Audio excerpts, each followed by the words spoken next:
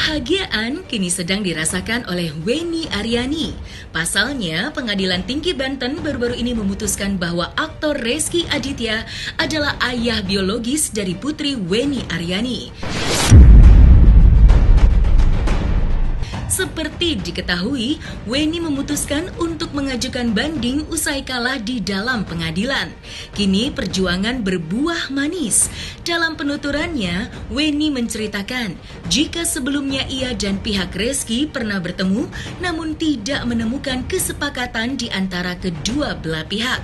Sementara istri Rezky Aditya, Citra Kirana, menulis sepenggal kalimat dukungan yang ditunjukkan kepada suaminya melalui media sosial pribadinya.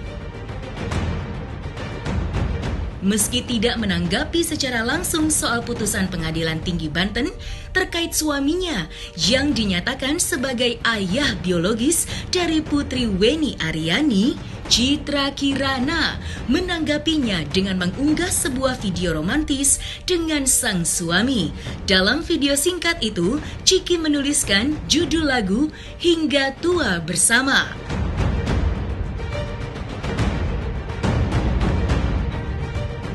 Tidak hanya itu, dalam tayangan YouTube-nya, Citra juga mengungkapkan jika dirinya mengetahui masa lalu suaminya.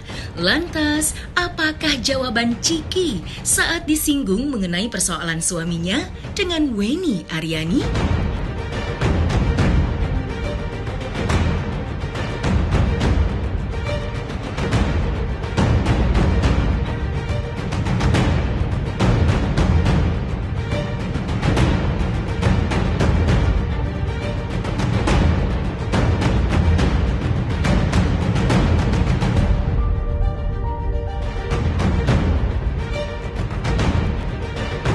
Memutuskan untuk serius tuh kita memang kayak sharing tentang masa lalu kita gitu. Kayak kamu tuh pernah pacaran sama siapa aja, pernah deket sama siapa aja, pasti ceritain deh tentang hidup kamu ke aku gitu. Oh, kalian saling gitu. Oh. Memang seharian tuh kita bener-bener ngobrol itu banget. Pokoknya itu semua dari awal udah diceritain gitu. Jadi sekarang ya udah tinggal jalanin aja sih. Jadi kayak udah tahu ya sebenarnya. Sampai dengan saat ini sih sudah pernah ada komunikasi dengan pihak Rezky, lawyernya lah. Kebetulan saya dengan Pak Ferry juga. Cuman apa yang kita bicarakan tidak ada kesepakatan. Karena gini ya, persoalan saya ini kan sudah menjadi area publik ya. Semua harus mengetahui secara clear gitu kan. Tidak ada yang bisa disembunyikan dan harus disembunyikan. Saya ingin tes DNA semua orang mengetahui. Karena buat saya dari mulai awal kasus ini kepentingan KK di atas segalanya. Saya tidak mau ada yang ditutup-tutupi, itu sih sebetulnya. Jadi saya maunya clear, tapi kita berbeda pendapat dengan pihak lawan. Tapi biasa ya, berbeda pendapat dengan pihak lawan itu hal yang biasa. Ya, tapi alhamdulillah akhirnya sampai titik ini, tim saya dan saya menang di Pengadilan Tinggi Banten. Apresiasi yang sebesar-besarnya buat Pengadilan Tinggi Banten yang sudah memberikan kesempatan hak buat anak saya mencari identitas dirinya. Saya berharap mudah-mudahan juga buat semua anak di Indonesia yang mempunyai kasus sama seperti saya mendapatkan hak yang sama. Sampai di titik ini alhamdulillah saya bersyukur. Kalau bicara masalah puas atau tidak, kan tetap puas itu saya harus minta pengakuan dari pihak yang lawan. Tapi sampai saat ini kan tidak ada satu statement pun dari pihak Rezky Aditya gitu kan. Beliau masih diam 1000 bahasa gitu. Keinginan saya simple kok, saya cuma pengen anak saya diakui sebetulnya kan. Semua jejak digital ini kan adalah PR buat saya ke depannya, bagaimana jejak digital yang nanti berpengaruh buruk pada anak saya menjadi manfaat, bagaimana saya membalikan ini gitu, memberi pengertian kepada KK. Dari awal kan harapannya cuma mau kekeluargaan membicarakan ini, tapi itu tidak pernah berhasil. Selalu dibilang Rezky Aditya tidak tahu apa-apa, selalu dibilang begitu. Kan gak mungkin karena ini sudah menjadi ranah publik. Jadi buat saya nonsen lah.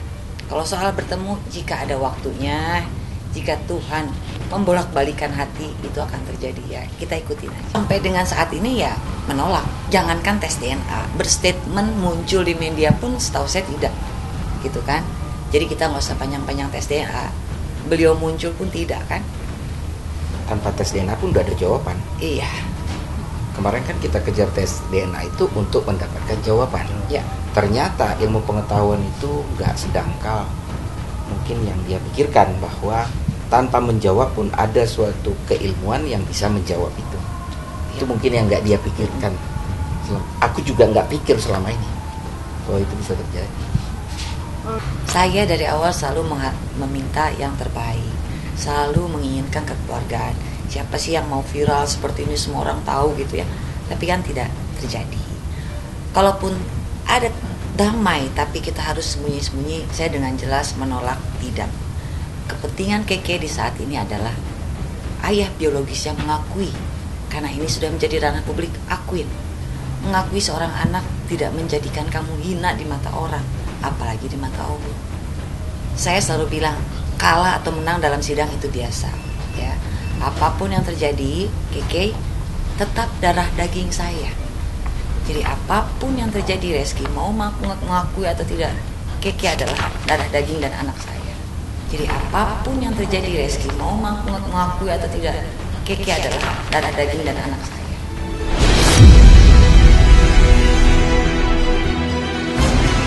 Kasih sayang ibu sepanjang masa. Pepatah itu barangkali tepat jika disematkan dengan Weni Aryani yang telah berjuang untuk putrinya. Terlepas dari isu yang sempat menyerang dirinya, Weni tetap memperjuangkan sang putri tercintanya untuk mendapatkan pengakuan dari ayah biologisnya.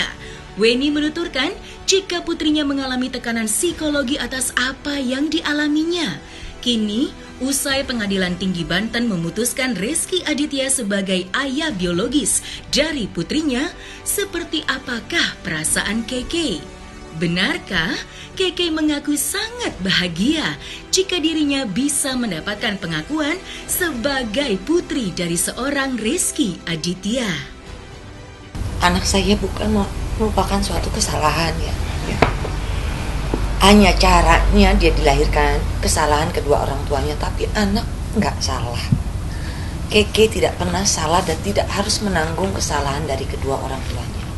Saya dengan besar hati saya akuin, saya pernah sangat salah dalam kehidupan, tapi tidak anak saya. Keke masih punya perjalanan panjang. Jadi rasanya kalau dibilang anak itu aib atau menjadi apa, saya nggak terima. Siapapun ibu di luar sana pasti akan berpikir hal yang sama. Yang masih mengganjal atau Aduh, terharu dengan kemenangan ini. Sekali lagi terima kasih ya kepada Allah Subhanahu wa Ta'ala. Terima kasih kepada doa orang tua yang selalu menyertai, dan apresiasi sekali lagi setinggi-tingginya kepada Majelis Hakim Pengadilan Tinggi Banten yang sudah mengkedepankan hak anak-anak kami gitu ya. Hak anak. Sebagai orang yang awam hukum, saya cuma berpikiran perbuatan saya ini kan dilakukan oleh dua orang. Kenapa selalu pihak wanita yang disalahkan? Kemana tanggung jawab laki-lakinya? Mungkin dia mau nanya, takut, namanya anak kecil kan gitu kan, dia tidak aku takut salah, takut gimana. Cuman aku pernah tanyain Keke, seandainya Keke harus ketemu Reski, Keke mau aku, karena saya tidak pernah juga menanamkan kebencian di Keke apapun masalahnya terjadi. Zaman dulu, kalau setelah besar nggak pernah. Udah lupa. Udah lupa. Ya. Cuma kan dia lihat ada foto dia di pangku gitu kan. Itu aja sih. Keke memang tidak mendapatkan figur ayah biologis. Tapi alhamdulillah orang tua saya, adik, saudara-saudara maupun teman-teman saya support. Kita memberikan kasih sayang full ke Keke, sehingga Keke tidak kehilangan sedetik pun kasih sayang dari terutama neneknya ya, nenek dan kakeknya. Sangat sayang sekali sama Keke. Gitu. Cuman karena ada berita ini, jangankan anak kecil, kita pun tidak diakui oleh ayah, tuh rasanya bagaimana kan? Itu aja sih PR saya ke depannya, menguatkan Keke. Kebetulan saya ajak Keke beberapa kali konseling di psikolog lah. Di situ kan ditanya bagaimana perasaan Keke. Kadang anak-anak itu tidak bisa mengutarakan dengan cerita, tapi ada di bawah alam sadar dia, tidur dia nanti rada cranky, keganggu. Itu ditanyakan oleh psikolog. Dan memang iya, Keke setiap malam tidurnya keganggu. Karena menurut psikolog, golden age anak 1-5 tahun itu dia merekam, tapi kan ketutup oleh memori yang lain, tapi tetap ada di dalam rekaman lama. Itu yang mengganggu tidurnya gitu. Jadi mungkin Keke harus konseling lebih lebih rajin lebih. Setiap malam Keke suka begitu emang kebiasaannya. seperti apa? apa ya, kayak orang apa sih, menggigau aja, ngomong segala macam gitu. Mungkin kan alam bawah sadarnya dia. Makanya saya sangat berharap dari awal kasus ini pakai hati nurani gitu kan. Yang kita bicarakan ini bukan saya nggak mau kok ketemu Reski juga gitu, tapi kan ada anak yang menanyakan siapa ayahnya. Pakai hati nuraninya, tapi tidak ada hati nurani di sini dari pihak sana menurut saya ya. Alhamdulillah sih tidak ada respon apapun dari pihak Reski, nggak ada ya Mas ya. Keke layak kok bahagia, Keke layak hidup normal seperti anak-anak lainnya, walaupun potret keluarga kita tidak lengkap. Saya pikir itu balik lagi, ini kan PR saya ke depan ya. Kelak Keke akan membaca jejak digital ini. Tapi bagaimana saya nanti menyikapinya bahwa jejak digital ini akan menjadi suatu berbalik seperti tadi pengadilan ya. Kan berbalik itu. Saya bagaimana menjadikan jejak digital yang jelek ini menjadi bagus. Artinya contoh, ada kesalahan fatal saya yang tidak bisa, yang nanti jadi pembelajaran Keke, jangan dilakukan. Apa yang jelek di mama jangan ditiru. Gitu. Kan semua sudah ada bukti nyata di depan. Semua sudah bisa dilihat di website di mana-mana kan. Semoga kelak Keke jadi anak yang membanggakan dan tidak mengikuti kesalahan kedua orang tua. Keke sudah besar sih ya, Keke sudah paham. Jadi kalau saya bilang Keke tidak tahu, nggak mungkin. Keke tahu, tapi Keke tidak mengutarakan isi hatinya. Keke hanya lewat sikap, peluk, I love you. Mungkin dia banyak pertanyaan di dalam otaknya, cuman dia bingung. Dia mau nanya takut salah, wajar namanya anak kecil kan. Ya mungkin dibantu dengan konseling gitu kan, konseling ke psikolog. Supaya Keke jadi hidupnya nanti punya sikap yang baik.